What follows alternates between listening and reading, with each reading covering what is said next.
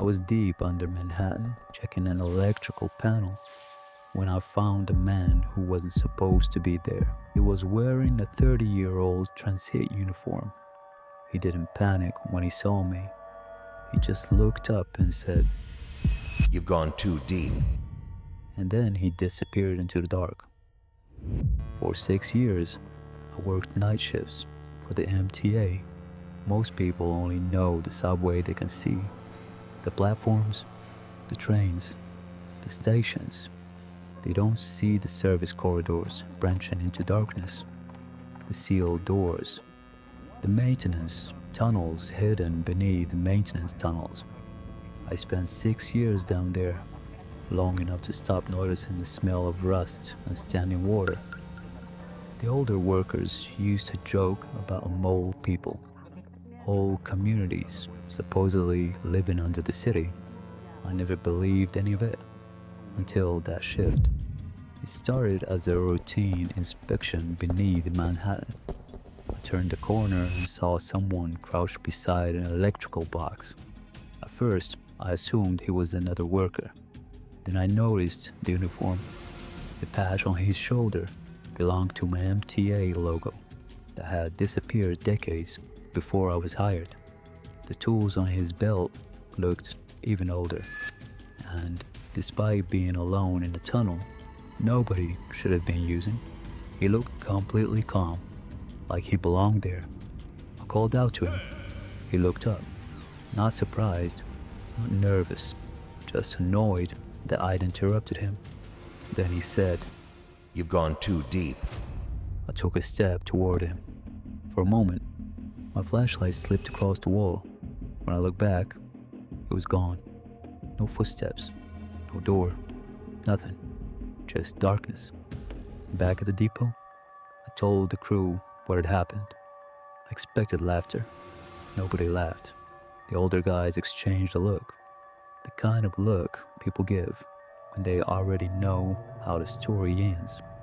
One of them simply said, "Forget about it." Another shrugged. "Stay down here long enough and you'll see things." That answer bothered me more than if they'd called me crazy, because it meant this wasn't new. It meant they'd heard stories like mine before. After that, I started noticing things I'd ignored for years.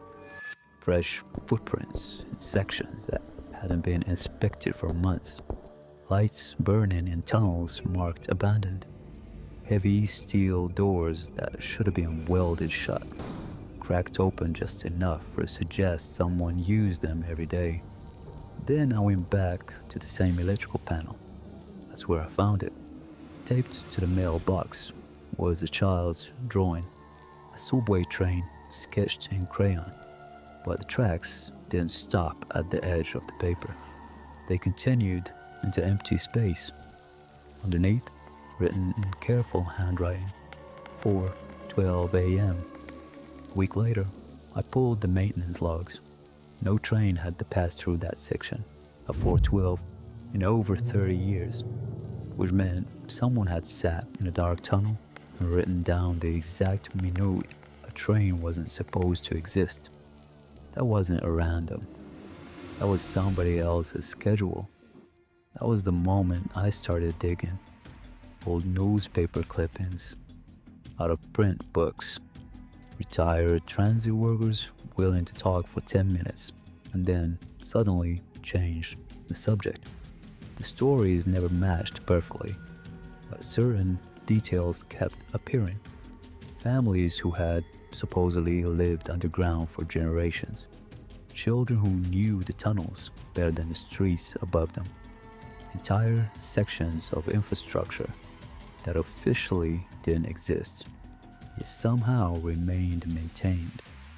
One retired worker told me something I'll never forget. He said, "They don't live down there."